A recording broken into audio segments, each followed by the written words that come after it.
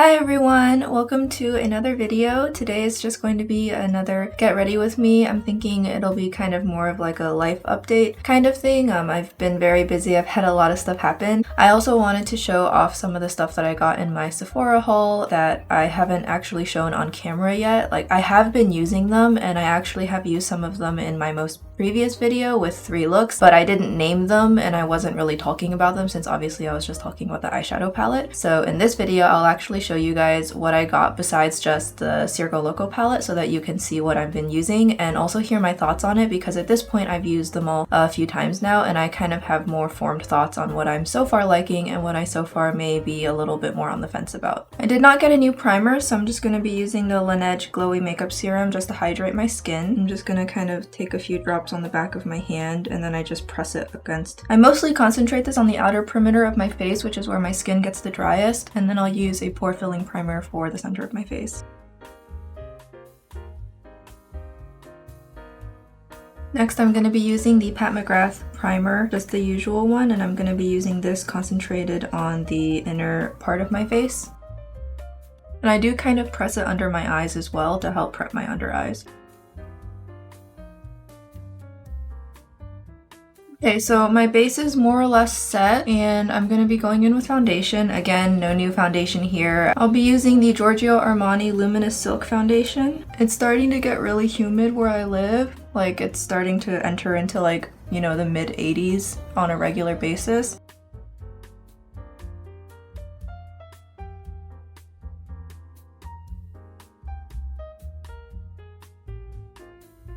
You can see it doesn't quite cover up everything, but it definitely gives my skin a very smoothed out finish. If I like use heavy coverage foundation to try and cover up these bumps, you can still see like the bump. You can like see the bump in the texture. So next up, I'm using the JX Professional Triple Concealer. I don't really know what I'm gonna do once this one either if I use it up somehow, or what will likely happen is it's going to dry out before I use it up, just because it has so much product and I also don't even use all the shades in it. But I can't find it online anymore, like anywhere, so I don't really know what I'm gonna do. Like, this is why you shouldn't make obscure products your holy grails, because there's no promise you can find it again later, and so I'm probably just gonna have to start searching for a replacement. I'm currently eyeing a concealer stick from SHISEIDO. I've heard good things about it, so I might try that next and see if that's similar.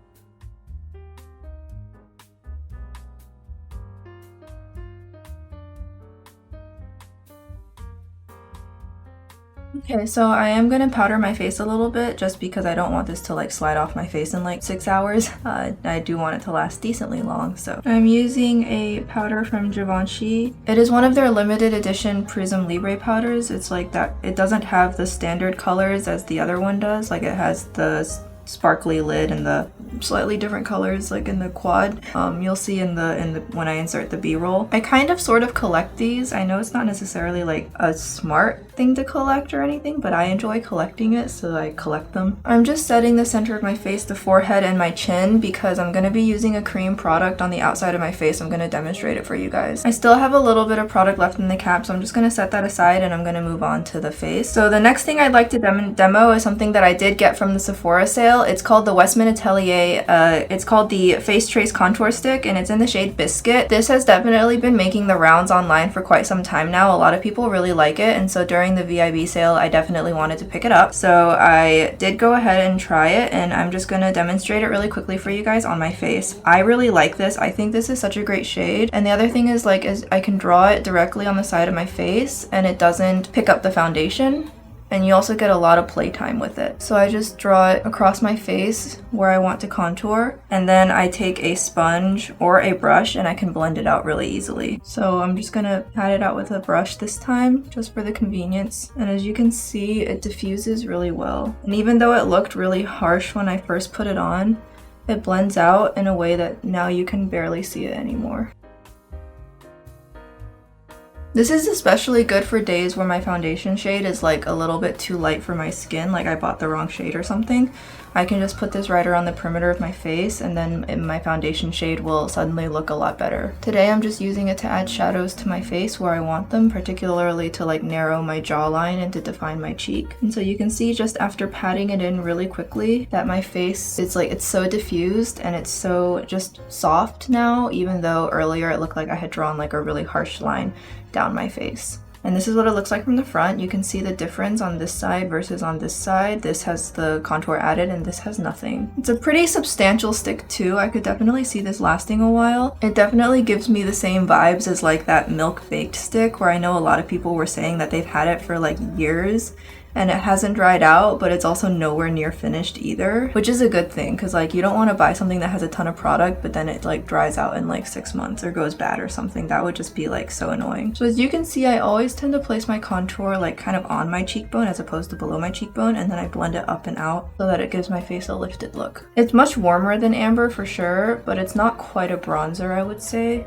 So now you can see with it on both sides of my face looks a lot more defined. I wouldn't say that this is natural because I definitely applied a little bit more today than I would for like a daily look, but I do really like, especially on my jawline, how it kind of pulls back my jawline. I think it looks really good. And then I also had put some under my chin to remove my double chin. So this is what my face is looking like now. I'm not going to use it on like my nose or anything. That would be a little bit too much. You can also take like the beauty blender that still has foundation and just kind of gently tap over it as well, like that, and that will soften everything. The other thing I got was this Tower 28 BeachPlease cream blush. I've also seen this been making the rounds online, so I got the shade Happy Hour. It seemed like a pretty easy color for me to use. Now this is definitely a very like moisturizing emollient cream blush, and again when you put it on at first it looks like it's gonna like just like be so harsh, but you can totally just keep tapping your finger kind of just indefinitely until it just kind of diffuses away into your skin.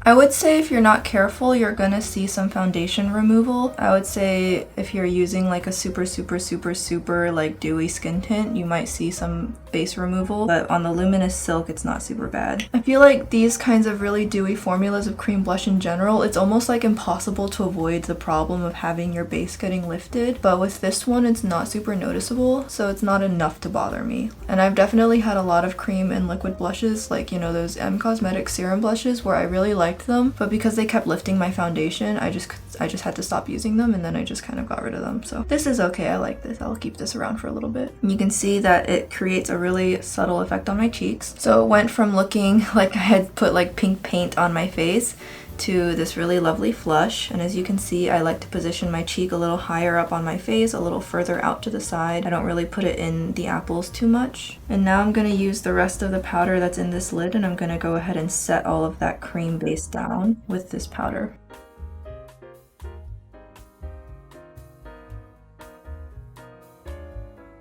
And that's that. So that's pretty much my whole base down except for like highlighter or something. Now I did not get this next product up from the Sephora VIB sale. I got this from YesStyle using a voucher they gave me, and as a kind of reward for doing one of their video campaigns, I was given a $100 gift voucher, and I used it to buy a setting spray that I saw Pony use, and then I heard Daisy on YouTube give a very positive review to, along with other products from this brand. So this brand is called D'Alba, and their kind of gimmick per se is that a lot of their products contain what they call white truffle. I don't know much about it. You know, the marketing says it can do this, it can do that. I'm not really buying too much into the hype or anything. However, what I was really drawn to when I saw this makeup fixer being demoed was how fine the mist is and how pretty the skin looks when it's finished. So I thought that I would buy it and give it a try. So this kind of qualifies as like PR gifted, just to let you guys know. But when I first did try it, the mist is like really fine, like just such a fine and soft mist. It does feel really nice. I don't know if it actually makes my makeup last longer. I do really like how it makes my skin look, and it feels really hydrating and nice, and the mist is just so great that even if this doesn't really extend the wear of my makeup, the experience of using this is so great that I personally really like this.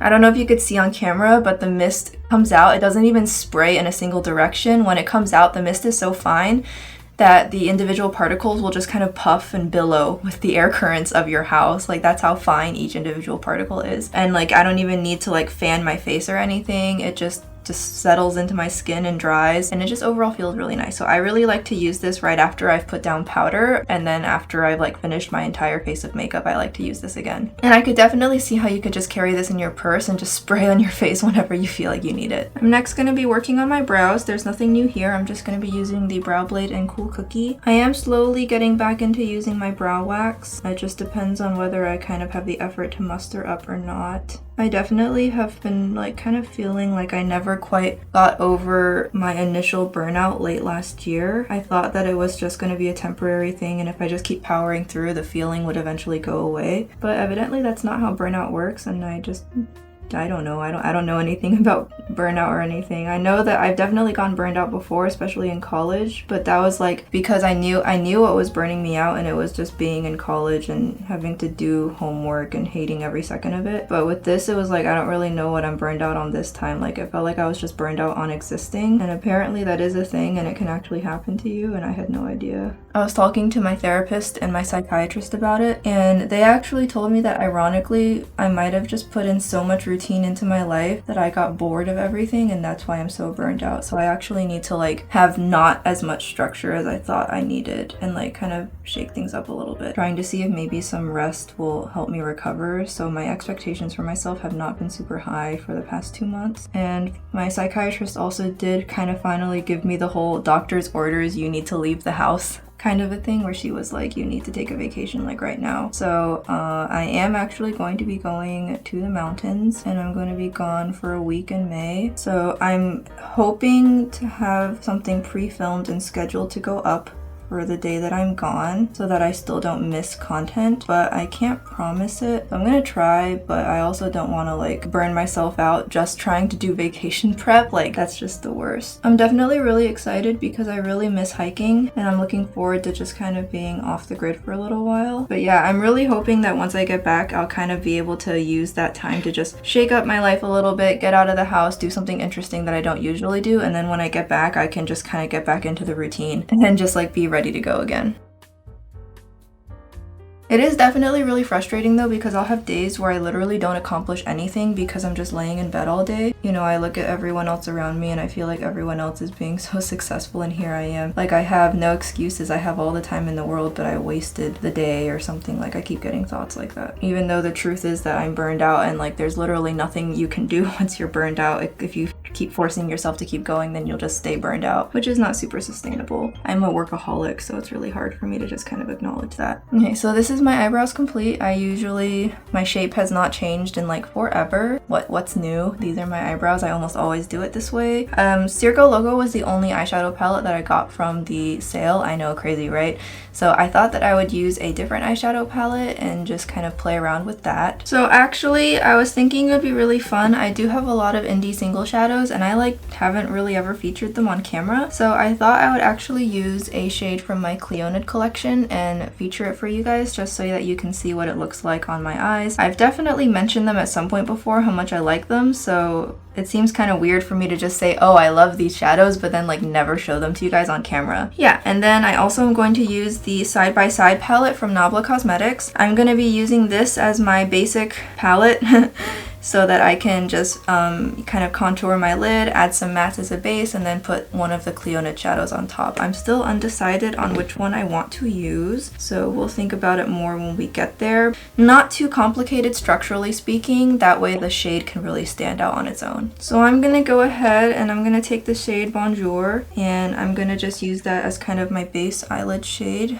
I just realized I forgot to put eye primer on, but I'm gonna be using glitter glue for the eyeshadow itself, so there's no need for you to worry. I've honestly still not sure if eye primer does anything for me anyways. I wonder if in my previous video, the last two looks I felt were really disappointing in terms of the intensity of the shimmers compared to other YouTubers I saw use the palette. I even used some of the same brushes they did, and mine just didn't turn out the ways theirs did. I wonder if it might have just been that the primer kind of wrecked everything. You never know. I'm wondering if I should just forego primer like forever. So yeah, I'm really excited for my trip. I'm like looking forward to just being able to be in the mountains. It's gonna be a trip with my family and I'm really excited to be able to spend some time with them and just enjoy being up there, hiking the trails, taking some photos. So I'm not gonna be vlogging it. I'm really not gonna like say much about it at all. If I do upload any photos from it, it's gonna be photos of like just me. And that's just because I want to. Whenever I have like vacations with my family and stuff like that, you know, I really don't talk about my family and I don't want to talk about my family. So I'm just going to keep my mouth shut. I also just want to be able to focus on enjoying it. Like I know a lot of people do vlog their vacations, and even if it is a family vacation, they'll vlog it, but they're able to just not show anyone else's face, but I feel like that just takes all the enjoyment out of the vacation. I'm going to take the shade Halftime and I'm just going to use that to deepen up the eyelid ever so slightly, mostly focusing it on the outer half, but I'm not being too precise right now because I'm using such a fluffy brush and these shades are still very subtle, so it's very easy to apply without necessarily over applying. I know this palette has so much depth to it, but honestly the top half with all of the super light neutrals is like the easiest place for me to go to if I just want an easy look, and the formula is really nice too. So you can see that my eyelid has a lot of dimension to it, but at the same time nothing is standing out too terribly much. So this is like, you could stop here if all you wanted is just that contoured eyelid to go to work or to just go out during the day and just look like a little bit more put together. You could stop the look here and you would be done with the eyes, just put on some mascara, you're good to go. So like if I ever went back to China, I usually will stop around here. I'll add maybe a shimmer on the center of my eyelid, but then I will stop just to kind of keep my makeup a little more appropriate for the context. So I'm gonna leave it here for now, and I'm gonna go ahead and move into applying the Clionadh shadow, and then we're gonna deepen up afterwards. I'm thinking about using this shade right here. It is called Royalty, that's the shade name, and it is part of, I believe, their Vivid line. But basically it doesn't have the black base that most of their multichromes do. So their jewel multichromes in particular, almost all of them have a black base. That makes them super intense, of course, but it also means when you blend it out, you're gonna get the metallic off, and as you diffuse it, all that's diffusing is the black base, which can look really weird. That's why in the instructions for use, they do say to blend pretty minimally. So I think I'm gonna go ahead and use this vibrant one instead. That way I kind of have a little more forgiveness and a little bit more leeway to work with it. I personally actually prefer multichromes that don't have a black base, which I know they don't look necessarily as dramatic, but they're so much easier to work with and they definitely fit into a larger variety of looks. So as mentioned before, I'm gonna just go ahead and take the NYX glitter primer and I'm just gonna dab that over the center of my eyelid where I want the shade to go. And I'm mostly keeping it in the center of my eyelid. It's definitely very sticky. It is super softly pressed, so they always apply on really well. And as I'm packing it on, I'm also going to just kind of slowly diffuse it left and right.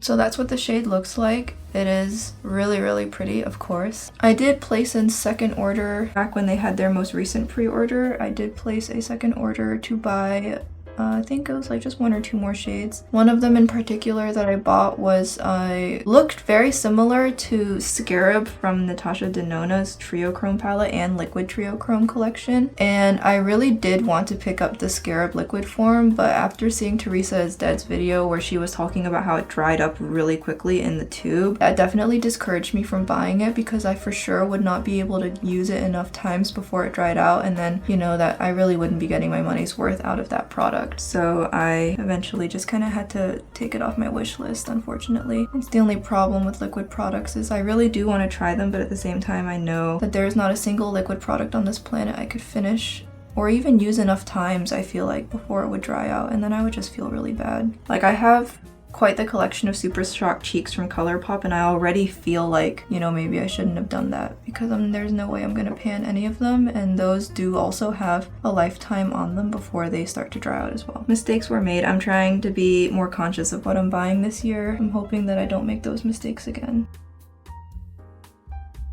You can see now that my eyelid is a lot punchier. These definitely can apply so well with a finger, just period. So, but for the precision first, I always use a brush. So that's it on my upper eyelid. I am going to use a different one on my lower eyelid just for some variety, so I can show you like even more actually. Now that I think about it, that'd be a lot of fun. And I'm not gonna put any glitter glue on my lower eyelid. I feel like that's just a bit excessive, so we're just gonna go with it. I actually earlier, before I decided upon the shade Royalty, I actually really wanted to use the shade Shard, which I believe is in either the jeweled or the hybrid section.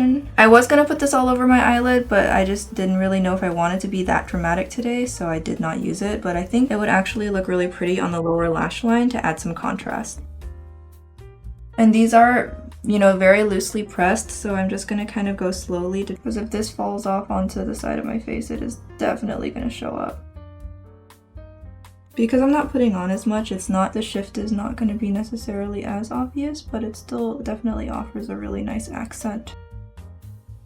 The reason I wasn't talking as much during the beginning of this video was because there was a lot of the neighbors in my neighborhood have been doing a lot of home renovations, so I could hear the sounds of people cutting and sawing and leaf blowing outside, and I wanted to minimize how much of that gets picked up by the mic, so I just refrained from talking until they finish. But seems like they have stopped for the day, so now I'm free to talk again. So yeah, I don't necessarily know what to do when I get burned out, because I know you're supposed to take days off and not do anything, but the problem is if I take those days off, I still will feel really anxious and worked up about the fact that I'm not doing anything, and then I end up not even feeling like I really got a good break, so I never actually end up getting the benefits of a break, and the only thing that I did was I lost time, so I never ended up trying to take a break because that attempt failed. So I'm trying to work, but maybe at less intensity, but that's not working either. So that's why my psychiatrist eventually told me to just get out of the house, because if I'm in a completely different spot and I'm hiking and I'm off the grid and everything, then I'm definitely going to feel a lot less obligation to do work. And I think she's onto something, so we're going to try that.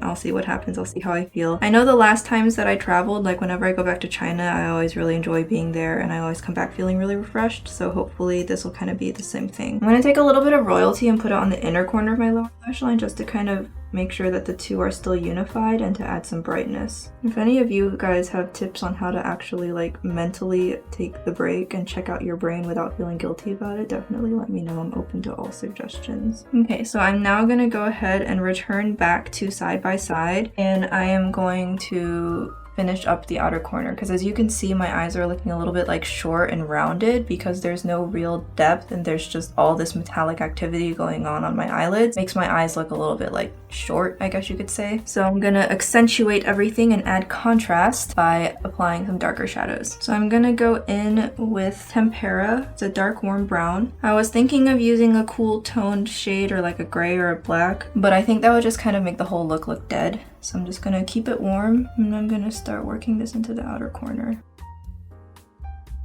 So you can already see the difference, that there's already been some depth added. I'm gonna switch to a smaller brush, and I'm gonna just blend ever so slightly into the metallic shade, and then I'll just continue to work it and wing it out. I am gonna kind of blend this brown into the lower lash line a bit, just so that it doesn't clash. It feels kind of like the shade just kind of ends abruptly, so if I just connect the matte into it a little bit, I think that'll fix it. So now this is what the look is looking like with that darker brown added. So I'm just gonna kind of keep working on that. I think it could use a little bit of blending maybe.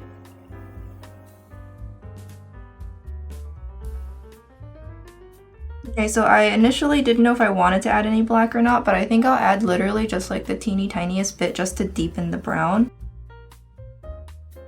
And the black in this palette is called Untitled, and it's actually a pretty firmly pressed black, and usually when shadows are so firmly pressed that you can't pick up very much, most people would kind of consider that to be a bad thing, but I think in the case of a black shadow, it's a good thing. Like that. I'm gonna go ahead and go back into halftime just to kind of diffuse all of this out. It's starting to kind of overwhelm or look a little bit choppy, I guess, to see. I don't know if that's describing it, but it's not looking right, so I'm just diffuse it a little more. I am gonna go back into Royalty. I'm gonna put a little bit more on with my finger. I feel like I might have covered up a little bit in the process of trying to add that depth. So we're gonna go ahead and see if we can tap some back on.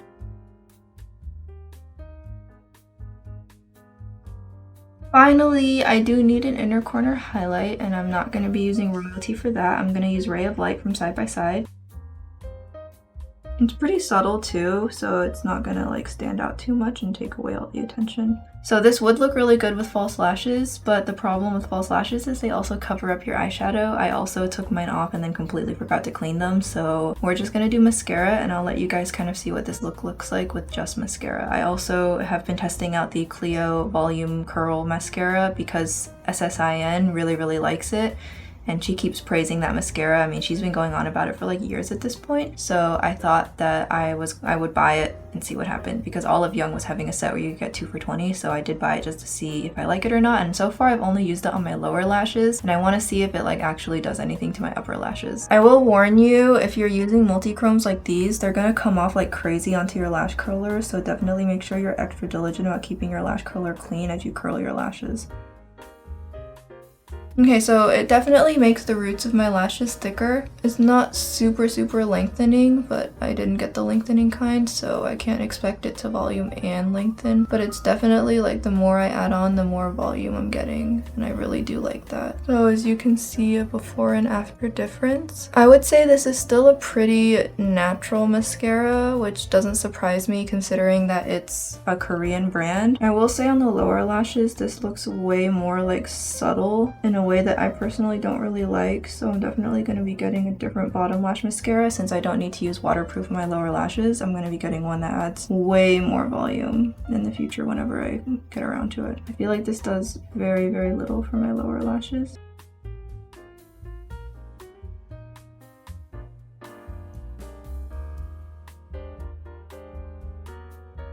Okay, so now my eyes are complete, and you can see that, I mean, I don't have much lash to begin with, so it's not like it's ever gonna look super impressive, but definitely a big change from when my eyelashes are pointing straight at the ground. I didn't get any new highlighters or anything, sorry. I did consider getting the Natasha Denona I Need a Nude highlighter. I really thought about it, but my cart at that point, I was just like, I can't, I have to keep my cart under control. So I'm just gonna use what I have already gotten. I'm gonna be using, I featured this in the Yes Style video, the CLIO Prism Air Highlighter in Gold Sheer. It looks really pretty. It just goes with anything really. I just pop it right on my cheeks, and it's so natural. Like it still shows up. You can see here that it's showing up. It's really pretty, and yet at the same time I could literally just buff this all over my face and I think it would look fine. It just goes with anything. You just slap it on, and it's in that baked formula. It reminds me of the Jaclyn highlighters, but if you tone them down a little bit. So if that's what you're into, then I think you would definitely really enjoy these.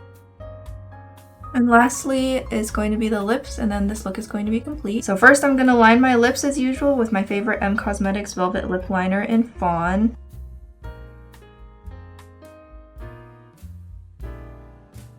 You can see I always end up overlining my lips as usual. I just like how it looks on me.